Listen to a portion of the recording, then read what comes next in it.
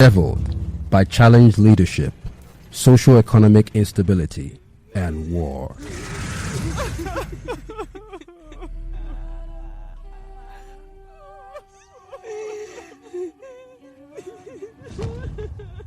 In the midst of the chaos, there exists a group of individuals and organizations working to rewrite this narrative.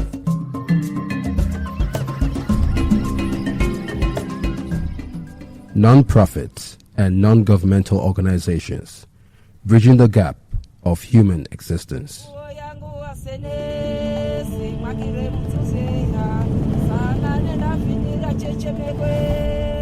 Telling stories about the third sector. My name is Kemak Onyenuchea.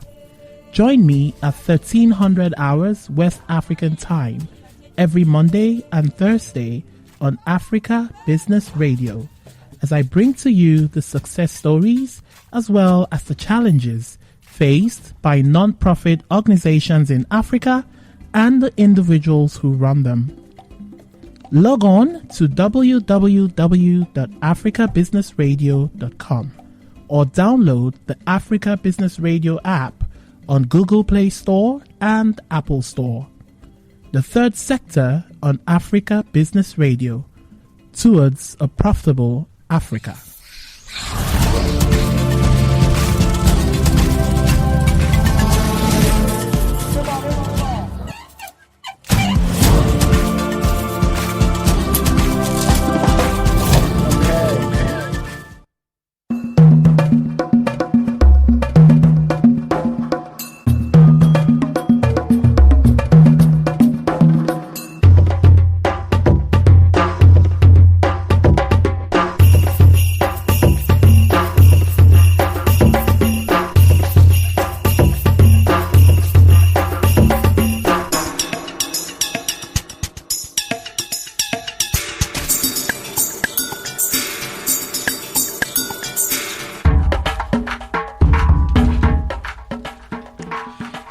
The Third Sector is the show on Africa Business Radio that brings you in-depth analysis on the workings of the non-profit sector in Africa.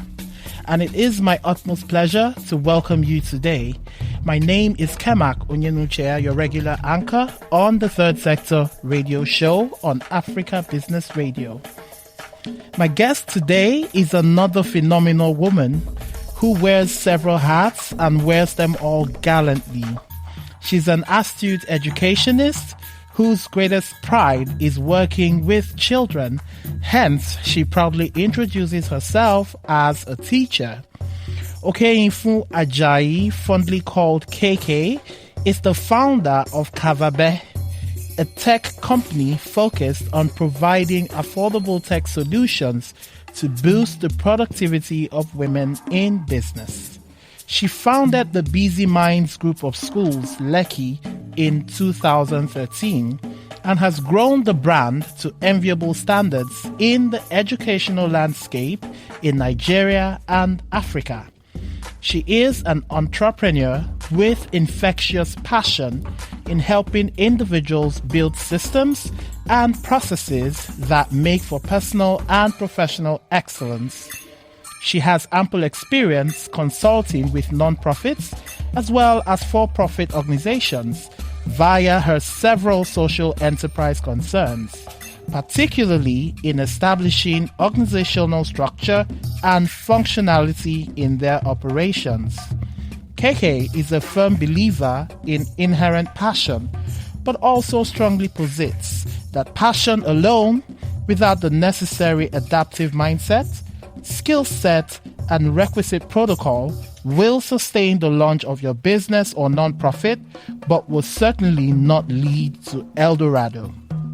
She joins me today on the Third Sector to discuss organizational business protocols. Once again, my name is Kemak Onyenuchea and I welcome you to the Third Sector on Africa Business Radio. KK, it's such a pleasure to have you here. Same here. With really your exciting, infectious smile and your boisterous energy, I am so excited that I get to share today with you. So, Usually on this show, I like to get my guests, people such as you, to tell us their backstory. Now, I know a bit about where you're coming from. I know a bit about your family dynamic, but lots of people listening, and especially for that young man or that young woman who has passion to go into any kind of non-profit operations or like a social enterprise, and they want to know, this person I'm listening to today, what's their journey? Where are they coming from? What have they encountered? Because those would serve as roadmaps and, of course, landmarks that can direct and help them carve, a profitable niche for themselves as they journey in their life. So can you tell us a bit about your background, where you're coming from? I know your parents are university dons. Yes. So let's hear from you. Okay, so I come from a background of education, though I never imagined that I would be ever going to education. That's my basic background. And skip to the part where I was in secondary school, and I would always travel out of Benin, because my background was Benin, and go to places. And the major and most interesting place for us was coming to Lagos. And there was this one time where I decided to get a job, and I got a job in a video rental. And I think that's where all of it started, really, somewhere down there in my subconscious. And every time we worked shift, so I worked morning shift because I was young, so I couldn't work the night shift. You were about 15 at the point? 13, 14. Oh, I think about that. Yes, I was young, at least back then. Yeah. I thought it was young. These days, people are starting businesses at 9. Right. It's changed. Anyway, so and after my shift, when I'd come back the next day, they'll tell me money was missing. And I'm like, how? And it just occurred to me, I think after I paid back the 4th or the 5th time, and I said, you know what? I would create a little mini bookkeeping. I didn't know that was what it was called then. I just got a book. And every time people came in and did transactions with us while I was there, I would record it. And total up how much it was. And then sum it up. I got somebody else to co-sign, count the money co-sign. And that was the end of it. So, and that just occurred to me. And that helped. It really helped. And that in its sense was structure, isn't it? Exactly. When you think of the terms of business structure. And that was it. And so growing up, and then I started to work, and it was tough. Because, people wake up and they see you and they're wondering, oh, I would like to be like you. But they don't see the journey. It was really tough. There were times where I would take the bus, and it wasn't a big deal because I knew where I was going. Every single experience I've had along the way, right from when I worked at Dunlop Nigeria PLC to when I worked in a printing firm, has brought me to where I am today. And it will be great for people out there who are trying to step into the entrepreneurship space. I always say, intern, work for a bit, understand the discipline of waking up every single morning and doing that job. You will then understand that even though passion is great, but sometimes when you are stuck in that discipline, the routine gets to you. So that's the advice I would give to them, that a lot of us who are entrepreneurs today and who have stuck with it is because we started from somewhere and we understood that it doesn't come just like that. It actually does take time to mature and to get to the space where you want to be. And the reality really is, it changes, doesn't it? The goalpost keeps changing. And so you get to this spot today, and then tomorrow you're like, oh, you know what? Let me climb that mountain. Right. But what sustains you is because you can see. And you can see how your business is growing and moving, almost like changing right before you. So that's the kind of advice. It's actually awesome that you started with, I call the power of mentorship. Because for the most part, especially people in the millennial generation and the Generation Zs, everyone is passionate about something, wants to make a change in the world, either in business, in social service, in the non-profit sector. But I realize, and I always take umbrage to that fact, and I actually am guilty of this. Oh, really? The lack of what you called internship, or the lack of mentoring, the lack of serving under someone else. So it's great that you start with this, and this would lead us to, what we're talking about, which is building organizational structure, process, protocol. Can you tell, now you set up like a social service called the Business Protocol. Yes. Can you tell us a bit about that? Okay, so in my journey, I found that again, there are a lot of people who are really passionate about a lot of different things, and the passion just almost changes once it's hard. And I'm like, okay, we were passionate 2 months ago, and then it's tough, and then you're passionate again for something else. And I started to realize that sometimes because they do not understand what exactly they're getting into. And so it's great to have that background, or to have that mentor, like you call it, say to you that, oh, you know, this thing you're getting into, these are the things that you would encounter. For example, I would go with education because that's my primary space. Right. So starting up a school, beyond the capital outlay, there is the day-to-day grind of speaking with parents, of ensuring that a child doesn't get hurt under your care, of ensuring that learning is actually taking place, not just teaching, of setting up proper evaluation techniques. And what then happens is, because some people get into it and they don't understand the entire framework within which the education space works, people ask them questions and they cannot answer. And then they begin to look really stupid. I'm sorry to use that word. Right. But the reality is they just sound like those people who, they don't know what they're doing. And after a while, they're like, well, maybe this place is not really for me. No, it's not that it's not for you. You didn't understand what you were getting into. And so the steps that you needed to put down for you to step on and go higher in your enterprise or in your venture, they don't exist. So that's why, one of the reasons why I went into business protocol, to really teach people.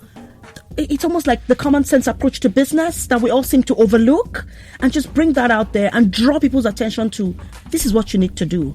Take a look at your business. Do you have this? If you don't have this, then this is what the likely result is. I like to call it alignment. Because if there's no alignment in your business, then it doesn't matter what structure you put up. It's not just going to work. And alignment is in terms of the vision with the day-to-day operation. So my vision is to be a flower shop. But my day-to-day operations, I don't even have flowers. I probably have potpourri. I have nice vases. But I wanted to sell flowers. But I haven't contacted who are the people who are going to supply me flowers. So how am I going to be a flower shop? Wow. So it's things like that. And sometimes, sadly, Kimak, it's overlooked. You would think people would know, particularly in the non-profit sector, because that's a huge one. Because we're all running based on passion and the need to make a difference in our worlds, that we don't really step back to analyze, like you're saying, the process. Entire end to end. So when people tell me that they want to go into not-for-profit, I love it. But I ask, do you have to? Or do you maybe want to do a social enterprise? Or maybe have like a business project? Because sometimes they haven't seen the fact that you have to run the not-for-profit. You can't do it by yourself for the long run out of your sitting room. There has to be some level of funding attached to it. And for this, we all know that the economy is speaking stories. And so sometimes people do not want to invest in something that they do not really see the end to end of it. They want to see that, okay, yes, you're making an impact, but how much of an impact? And again, that's where business protocol comes in. It explains to people that you need to understand your numbers, and people don't have the understanding of their numbers. And so they go into a not-for-profit, which is fantastic, because there's just so many things that are happening. But can it be a social enterprise where you can, be allowed, in a sense, to charge a bit?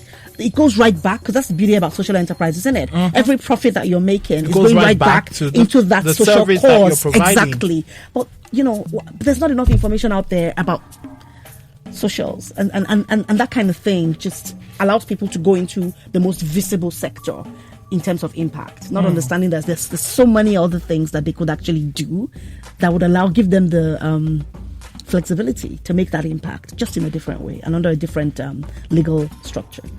Right. Now, you talked about the end-to-end processes of running like a non-profit or a social enterprise. Well, essentially, you are a social enterprise. Yes, I am. So let's come from that angle, which is that social enterprises are still a part of the third sector. So let's come from the angle of a social enterprise, and we'll just marry it into running a core non-profit. Okay. In your experience as a consultant, as a social entrepreneur yourself, what are the basic processes that have to be in place to run a successful organization, whether it's a non-profit or a social enterprise? Okay, so I would look at them in terms of blocks. And so I would look at 3 blocks. The first block is administrative. I don't like to put HR under admin because I think that it's totally different. So there's the administrative block, which involves the day-to-day operational structure of the business. There's the HR block, which involves hiring, talent management, culture, development, capacity building. That's the block of HR. Then there's the final block, which is finance. And so those 3 blocks are critical. And you need to look at how they merge and actually the running of it, who's going to handle it. So you can start out doing all 3. But all of those 3 functions, those 3 functionalities must be available, alive, and working in your enterprise, regardless of what it is, if it's a non-for-profit or if it is a social enterprise. Yes. So it's safe to say that's like the blood, the water, and the air. Basically. But the blood is the finance. Because without the money, you're not going anywhere. Okay, now, a lot of people, you see, what you're saying for operators in the third sector, that is gospel. Without funding, without money, you can't make any impact. You can't. But for some people, and really, I find myself, vacillating between these two. The whole idea that without money, I can make an impact. It irks me. Let me put it that way. Okay. Can you help me just, untangle this idea? Exactly. Okay. Help me untangle. So let me attempt to untangle the money part. The reality is most visibility these days is not face to face, it's digital. And so at the very basic of levels, you need to have a telephone. And it has to be a good telephone such that you can create good content. You need data. So at the very, like I said, the very basic level, those are the things that you need. And they don't come because you're nice. They come because you purchase them. And you don't purchase them with a smile. You purchase them with money. Oh my word, you're busting my brain. So again, like I said, at the very basic level, you need to have some level of funding. So now the type of funding that you then decide to have, it differs on what you want to do. So it might not be the pot of money at the end of the rainbow that you're looking for, but you do need to have some level of funding. And so that's something that is really critical for non-for-profits. When they're going into their enterprise, they need to ask themselves, what is my finance model? And no, don't ask me any question about finance models. But you need to ask. You need to get to that point where you're asking yourself, what is my finance model? How am I going to run the services that I have in my portfolio? Perhaps I should break them up and say, okay, run it in a modular fashion where, because this is so much that I have in terms of funding, perhaps I should start with this, this, and this, because it doesn't require the heavy duty stuff. And then when people see an impact in this and they're ready to buy into my business, I need to have, for those people who are ready to buy into my business, what their benefits are. Right. If I don't see a benefit to you as it links to my business, why should I provide you with funding? The reality is, no matter how fantastic people are and really just love to give, at the very basic of level, there's that thing that says, what do I get from it? Right. It might not be monetary. Well, I mean, that's why people do things for free. It might not be monetary. It could be the fact that you give me a testimonial. So there must be something that goes with it. And that should drive your model in terms of finance and in terms of funding. Or else you will get, there's just so much that you can do and so much impact that you can make without some backing, without that base, that cushion of having some money. Oh wow, this is fantastic. And it's really, my paradigm is really shifting. Okay, now you talked about having at least an online presence, and I know you have a service that you offer to non-profits as well as social enterprise and even for-profit businesses. Can you tell us a bit about? So what we do is, so that platform is called Kavabé Hub, and what Kavabé means in essence is facilitating connections. So it means bringing people together, bringing things together, and that's is that a particular language? It is. It's where I'm from Igara. Oh, nice. In Edo State. So yes, Okay. Kavabé means let's come together, let's bring things together, and that's what the online space is, isn't and it? which is essentially the spirit of the non-profit and social sectors. Yeah, needs versus the people who can solve these needs and put them together. And so that's what it is. We're typically a solutions providing company, and our focus is IT and BPO. IT in terms of tech and tech solutions that are affordable. So we have bite-sized tech solutions for non-for-profits, for MSMEs, and things that we do is look at your business. So for me, it all starts from what are your needs? Because I'm talking with people, and a lot of times they cannot quite articulate their needs. They just feel that they need this thing. Why? I'm sorry, I'm very passionate about this. I know, right? Like, so when you ask the why questions, you don't get an answer. And if I provide you with tech solutions, you would come back and say, I provided you with poor service because you weren't quite sure what you wanted in the first place. And I ran with your idea. Right, and this perfectly ties into running a non-profit. It does. Which is why, you mentioned talking about the needs assessment and what problems or what solutions you provide to the problems. Yeah. Because if you don't, succinctly define the problems and define the solutions, you can interact with people and they come back to haunt you. Yes. Despite the fact that you had best intentions. Yes. Because it wasn't clear to you in the first place. If it's not clear to you, you would send mixed signals to your listeners. And so that's why it must be clear to you. You must have the business alignment process, I would like to call it, in place. You must say, what is my vision? And actually articulate them. Write them down. People say writing is overrated. I say it is not. It's not. I agree. Write it down and look at it every day till you can see it. Then you can tell it. And then you can begin to live it. If you cannot tell it to a 5-year-old and explain exactly what it is that you're doing and why you're doing it, then you don't know exactly what it is that you're doing. Wow. Yes. That's the reality of it. Because sometimes your audience are like 5-year-olds in terms of selling your solutions to them.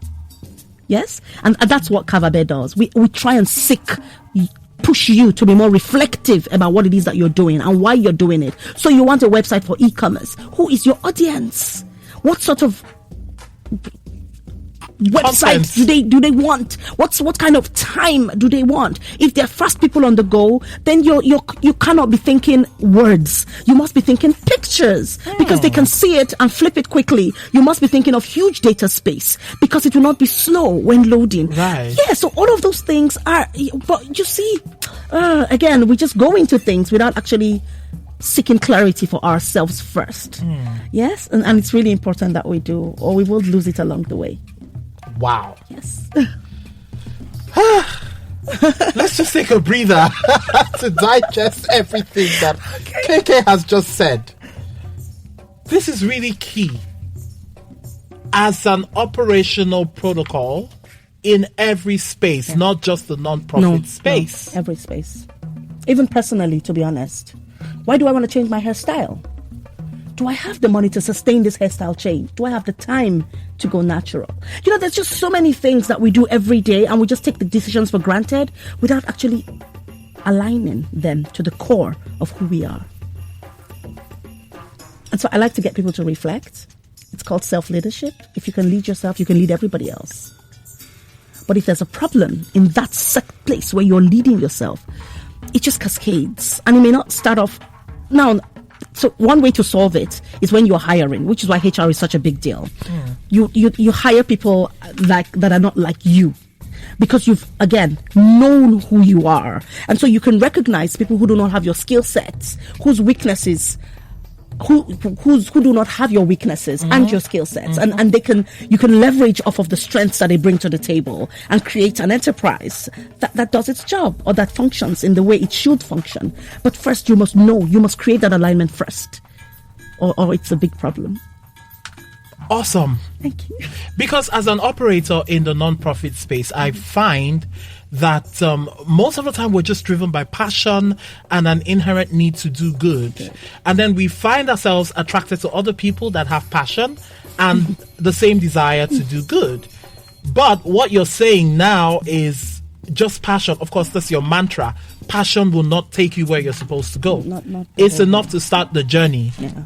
Now, let me ask a question. Is it safe to say, based on your consulting experience with non-profits and for-profits, is it safe to say that the best, should I call it, module to run a non-profit organization does not really differ much from a for-profit. It doesn't. They're both businesses. One is making money, one is not. But they're both businesses. Right. Because you must sell your solutions to somebody, and somebody must be willing to fund your solution. On the other side, the for-profit, they are actively selling their solutions to people and getting money off them directly. But yours is even slightly more difficult because it might not be sellable. It might just be something that people like to talk about, but not necessarily want to do something about. And so you must sell it in such a way that they actually want to do something about it. Again, because you have created connections between this thing that you think you're so far removed from and the reality of what it is to you as an individual or as a corporation. So right. No, now, before we go on a musical break, I want you to talk a little bit about the startup mindset. I know you also have a product around, helping entrepreneurs, non-profit entrepreneurs and social entrepreneurs with the concept that you call the startup mindset. Let's talk a bit about that. Okay, so when you're starting a business, you started with a lot of passion, with a lot of drive to just get things done, right? And then you're just going, if I can use the onomatopoeia sounds. So that's what you do, and that's what startup mindset is. It simply tells you that in that drive to keep going, you must retain the mindset to understand that it's not about the how much I've grown, but about the impact I'm making. And that's how you start. And you must keep looking at it. So when you start, you realize, you know what, I don't have so much money. So I need to do this by myself. I need to do that by myself. I can't hire all these people. I must be lean. My HR, we run a very integrated system in terms of HR because we're not very many. And so all of those things, and then we start to get bigger. And then we forget about all of the structures that drove us to where we are today. So yes, what brought you to point A might not necessarily take you to point C. Wow. But still, you still need to have some of the elements of what made you start and that drive. And that's what the startup mindset is about. So we look at, again, these three huge chunks of areas in terms of HR, finance, and operations, and say, these need to, if you want your staff to stay, what do you need to do? If you want finance, what are the things that you need to do? What are the marketing and sales processes that need to be in place, and the operational excellence that you need to continue to project to create that synergy that you want in your business and just keep it flowing. So that's what the startup mindset does, and that's what it does for profit, non-for-profit, individuals. Yeah. Wow, this is awesome. It's not about how much I've grown, it's about the impact that I have served. Yeah. That's a huge nugget. And we're going to let our listeners dwell on this nugget for a few minutes as we go on a musical break. It's still the third sector on Africa Business Radio. The program continues in a moment. Don't go away.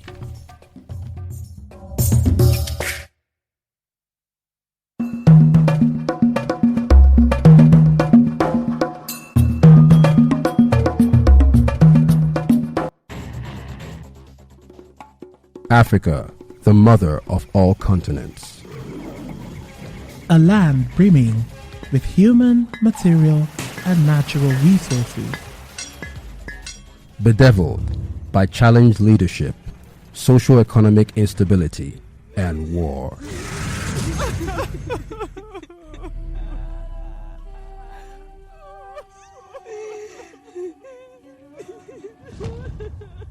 In the midst of the chaos, there exists a group of individuals and organizations working to rewrite this narrative.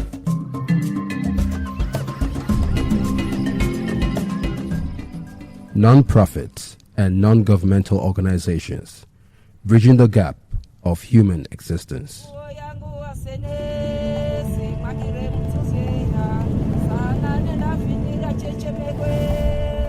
Telling stories about the third sector.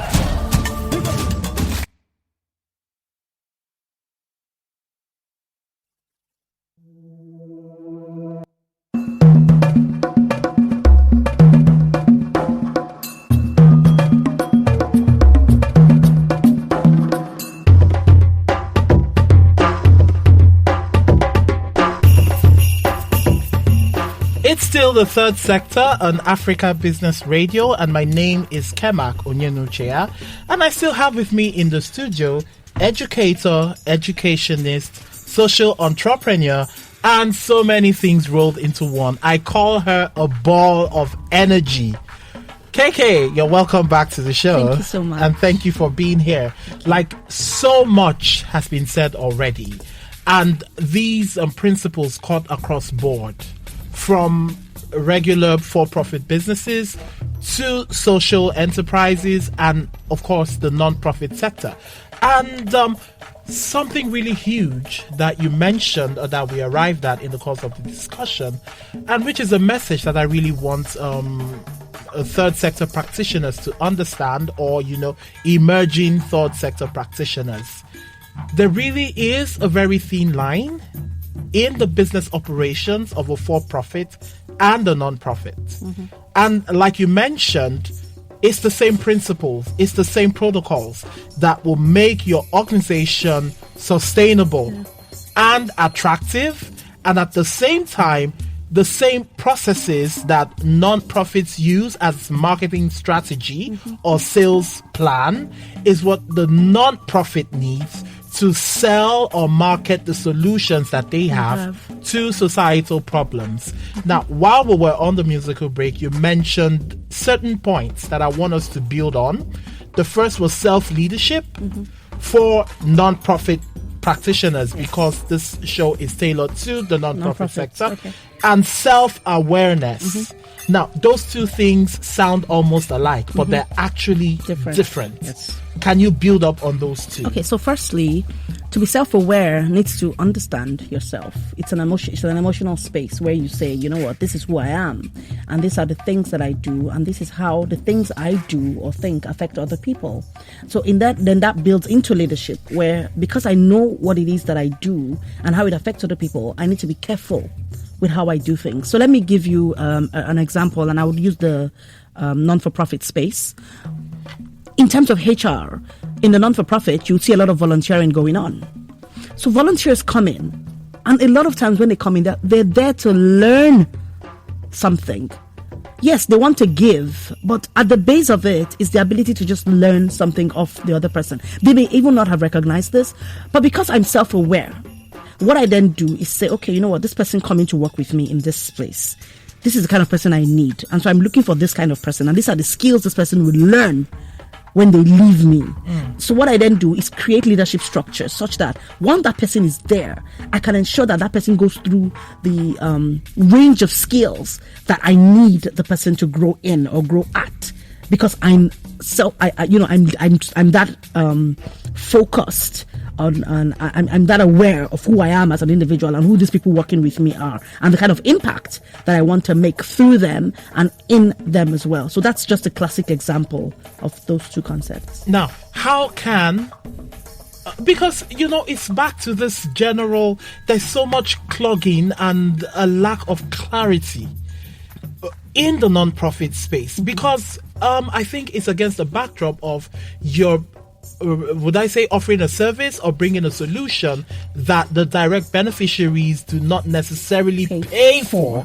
So, like you mentioned, lots of things are taken for granted. Now, how would a non-profit practitioner understand, grow from self-awareness to leadership, and be able to translate that into the their solutions, business. Their business, like you say? So the first thing is to understand who you are as an individual. And so you have to go through a reflective process. I always go to alignment, because that's what I do. You have to first of all align yourself and say, who am I as an individual? What are my skills? Because that's where you should start from, isn't it? I love this thing, I'm skilled at it, and people need it, so I should go for it. Yes, so you need to look at it and say, okay, who am I as an individual, and what are the skills that I'm bringing to the table first and foremost? What are the things that affect me, and why do they affect me, and why do I think these people need my service, and they're not just happy begging money on the road, and so why should I have to start an entrepreneurship academy that is free and have them in there instead of being on the streets and asking for money? And so again, you need to identify those things in yourself. Now, leadership is the act of moving people towards a certain goal. And that could be just you in a place where you're the only one who is working in the enterprise or in this non-for-profit. You need to identify where are the places I need to go. And how do I take myself there? So what are the specific actions I need to take to get there? Now, sometimes you may not have that skill. So you need to go for the sort of training that gives you that skill to actually sit down and chunk up the actions that you need to take to achieve that goal. That's where a non-for-profit needs to look at it and say, this is who I am. This is the space I want to play in. This is how I need to move into that space. These are how I will present my solutions in that space. These are the sort of people that I need funding from, because their corporate culture aligns with what it is that I am doing. And I know I can feed them because I can provide, not support. I can provide the benefits are clearly visible if they're supporting me. Yes. And then you look at it and into your business operations and begin to say, okay, so I've identified this map. So what are the things I must do every single day to help me achieve this goal that I'm going to? And you need to write it down. So people are very vague. They say things like, again, just a very easy example. I need to call my mom today to ask how she was doing. How she was doing in terms of what? Within what context? Because if you have 10 people to call and I call my mom to ask how she's doing, that conversation can last for 2 hours. Right. I've exhausted my credit. I've exhausted my time. So in terms, I've killed my timeline in terms of things I need to do. So you need to say, call my mom to talk about how she was doing based on the fact that her car had a problem. And so when I know I've finished with that conversation, okay, mom. So it has to trickle down to the very minutest detail of actions. That's why if you see some people's calendars, every single second is accounted for. Wow. It's because they understand that, you know what, if I don't put myself in this space, I may not do what I need to do.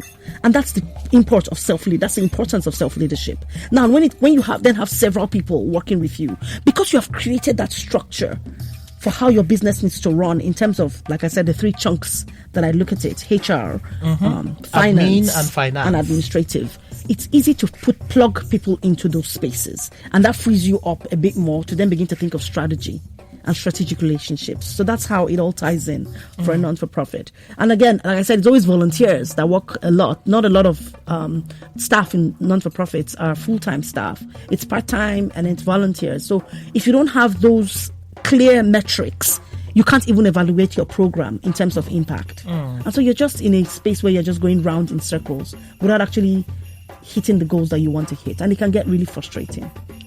Great. Now, I'm glad you mentioned this or spoke about frustration.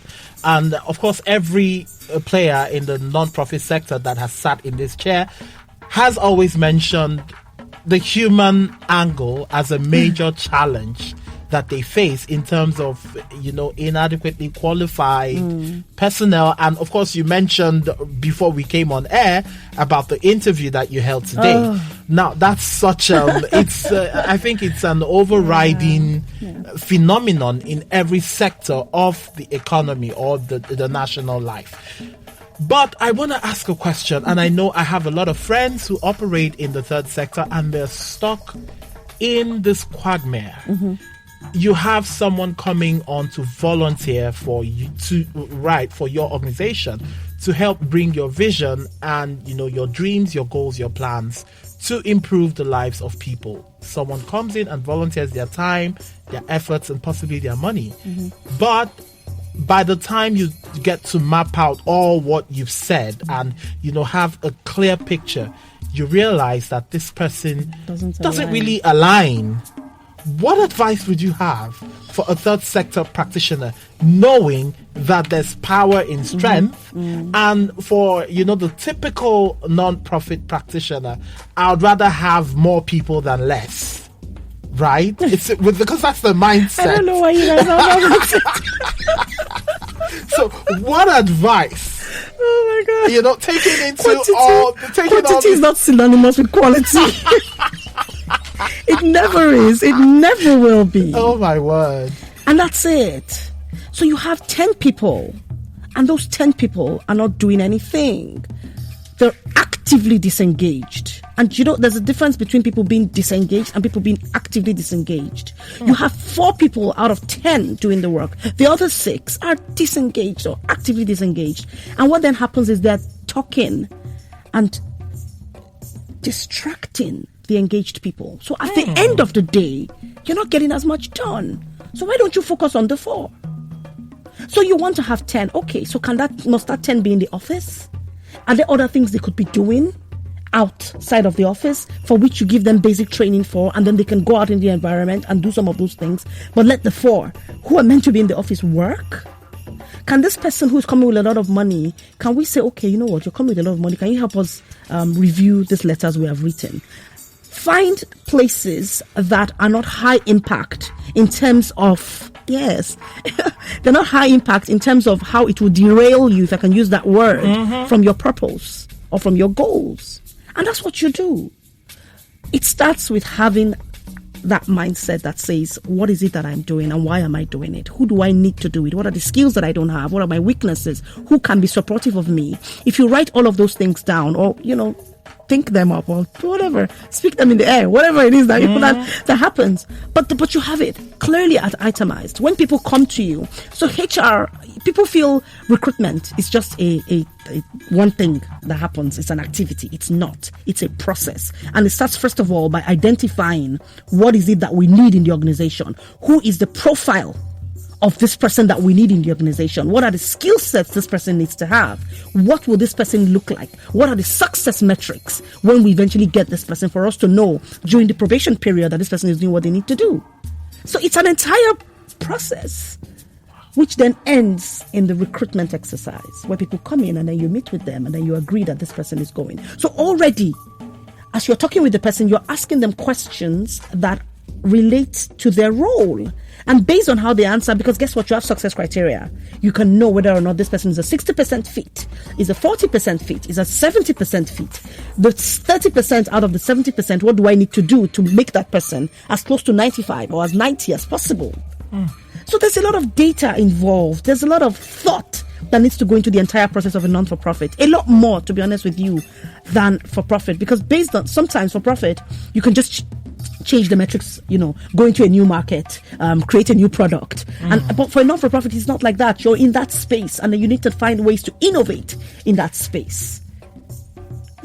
Wow. Because there's so much competition for very limited resources. There is. And you also mentioned trade-offs. Yes. So again, that comes from where we talk about self-awareness. What are the things I need to trade off right now? Because I need this to take off. Because I need some more time for myself. Do I need to turn off my data at some points in the day so that I can actually spend time reading a book?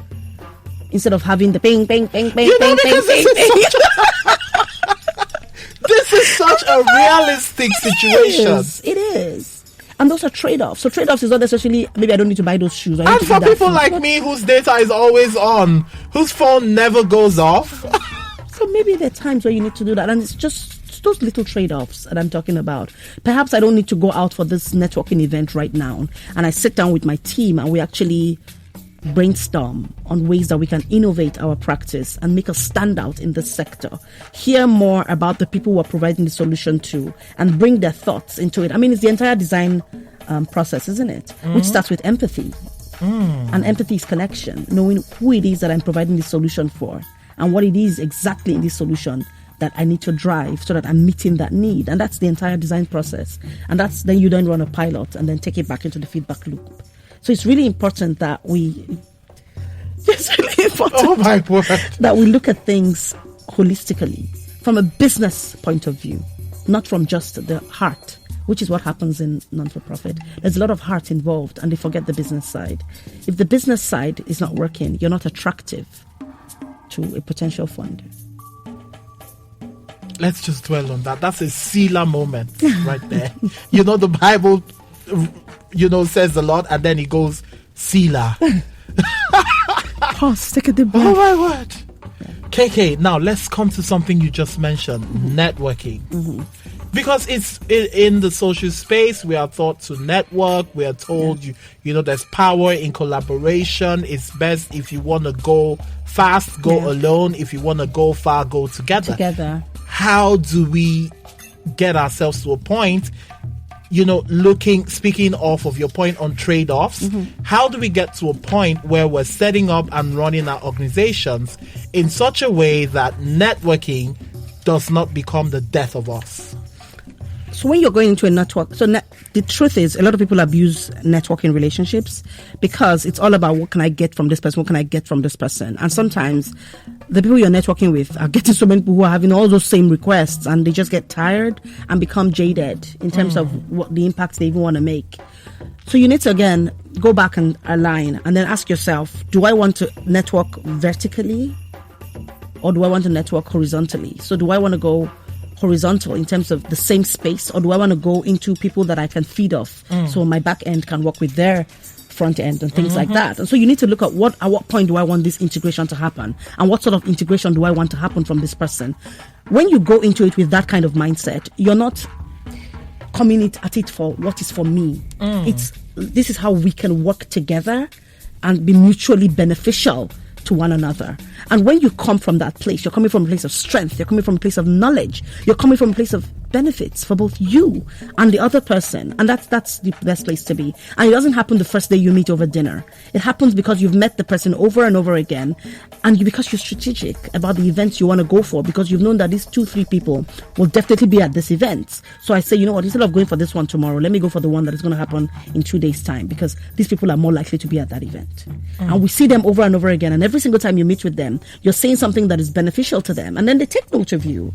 Eventually that spark comes into their eyes, and you're here again, right? And then you form the relationship, and then you can begin to lead them very nicely to make suggestive comments about what you want to do. And then if they bite, fine. If they don't bite, you know what, keep the relationship, because you just never know. Yeah, so networking is not a means to an end, which is how a lot of us look at it. I think it's just we've killed the beauty of the networking space. Wow.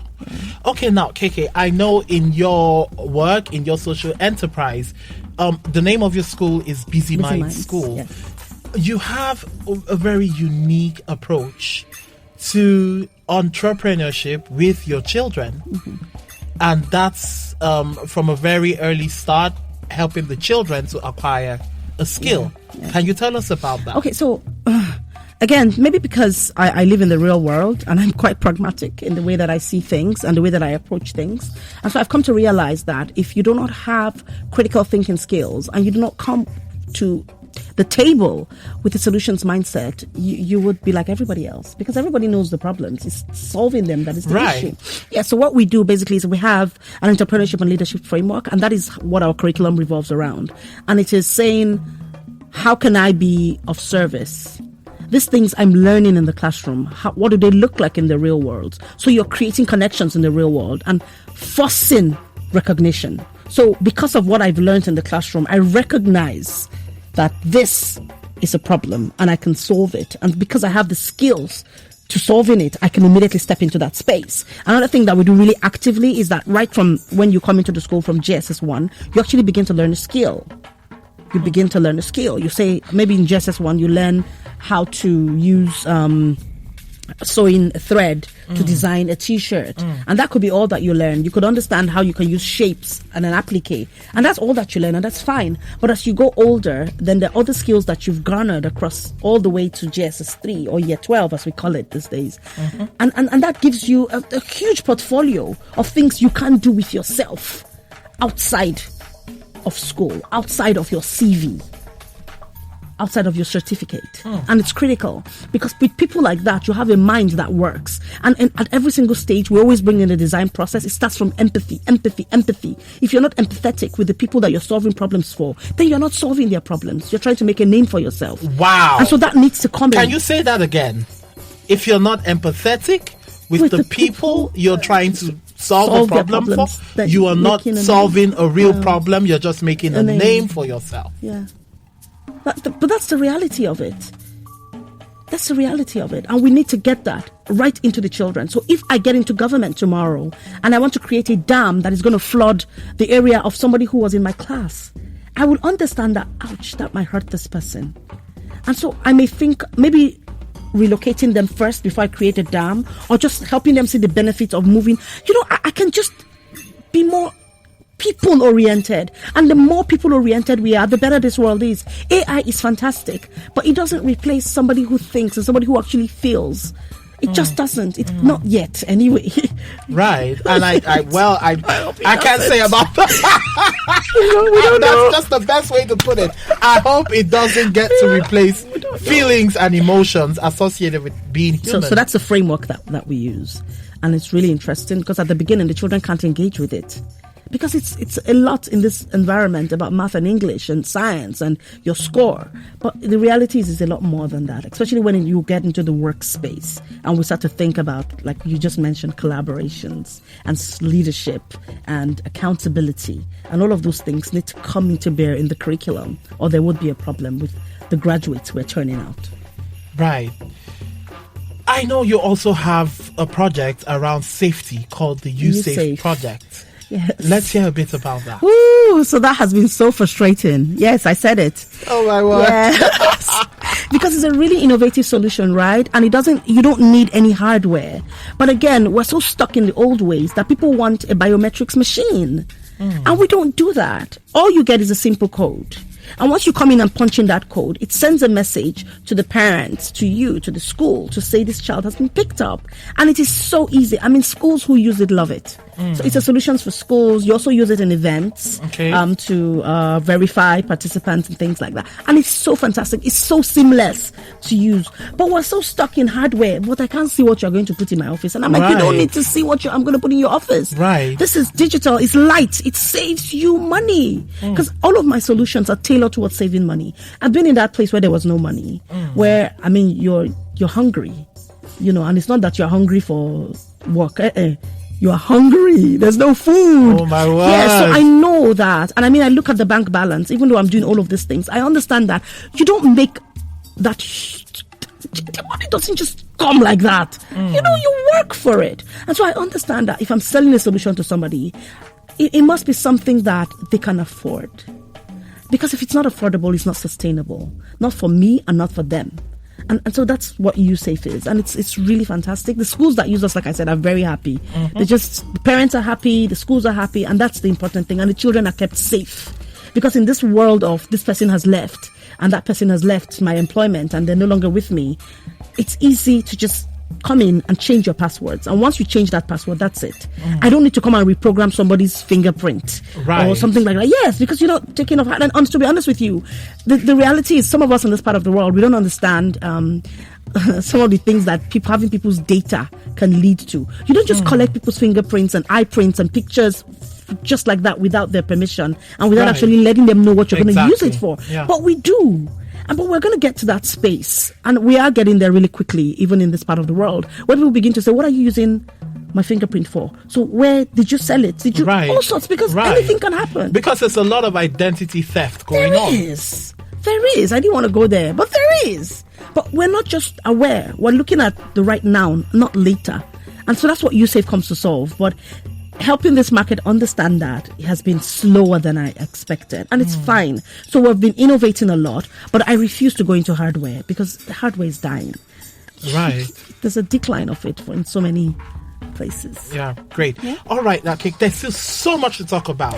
You are big on child safety, child protection. You are big on curriculum development because, in your opinion, education should result in empathetic human beings. It should. Do you want to talk about that for 1 minute? 1 minute, that's empathy, hard. You are so big on empathy. So there's something that I call, and it's not just something that I call, it's actually a thing. It's called the pedagogy of empathy. And what it simply says is, if you model empathy, people begin to see empathy, understand empathy, and become more empathic. And that's just what the pedagogy of empathy is. And so even in the classroom, this child is not doing their work. Why aren't they doing their work? It's not just about the fact that they didn't. And if you can dig deeper into the why of it, you might understand that they were tired, or they didn't sleep well, or they were hungry, or they can't even see the board properly, and they need classes. And so if again, it's been very people-facing, very student-facing methodologies. And if we begin to embrace those things, it just creates people who, again, it's a multiplier effect. Yes. And they become like that because they've seen it for how many years in school. And so that's just who they become. Even at home, you would hear parents making comments about things like that. So let me stop. You said 1 minute. Oh, wow. KK, all right. I know you have projects and a lot of programs that non-profits and other sectors can benefit from. How do we reach you? for partnership, to be a part of your programs, and I know you have some trainings coming up. Yes, I do. Please, let's hear. Okay, so I have a LinkedIn page, and on most of my social media handles, I'm Okeyinfu Ajayi. Can you spell that? Okeyinfu Ajayi. Great. So if you would go on Instagram, on Twitter, on any of those social media, LinkedIn, you would see me as Okeyinfu Ajayi. And something I'm big on is alignment, because I've seen the need for it. So I'm actually creating a 90 days alignment program. Yes. And it's going to be both virtual and face-to-face. Again, because I understand that people are busy. Right. So I'm not going to insist that they come and sit with me in a classroom, because they won't be there. Mm-hmm. Yes, so it's going to be both virtual and face-to-face, and telephone calls, things that basically help you to not pull you out of the business, but help you to be aligned and understand that, okay, in this way. So that information is going to come out. And if you will follow me on some of my social media handles, you will get that information quickly. And then, of course, there's a virtual vision mindset as well coming up, which is great to have. So all of the information actually is on my social media handles. And your social media handle again is? Okeyinfu Ajayi. Okeyinfu Ajayi. All right. And you can simply send me an email to oajayi@kavabehub.com. Can you spell Kavabé? Kavabe. All right. Now, do you have any numbers that people can reach you by? Yes, sure. 0808 744 764. So 0808 744 764. Thank you so much, KK, for being on this edition.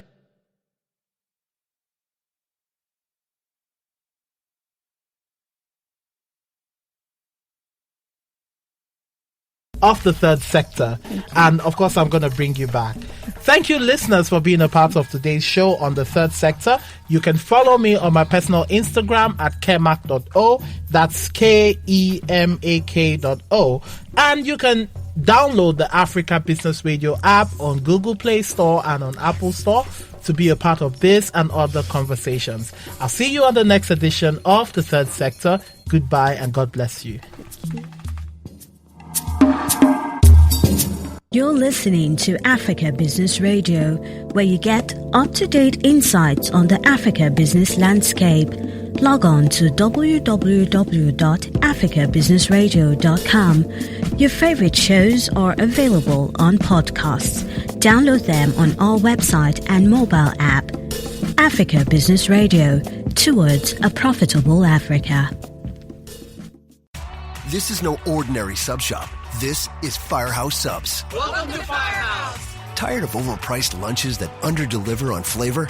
Head to Firehouse Subs, where for a limited time you can get a $4.99 choice sub. Choose from a medium smoked turkey, Virginia honey ham, or roast beef. They're custom-made hot subs at a price ready-made to make you smile. Just $4.99, only at Firehouse Subs. Enjoy more subs, save more lives. Participating locations plus tax, limited time offer. Prices may vary for delivery.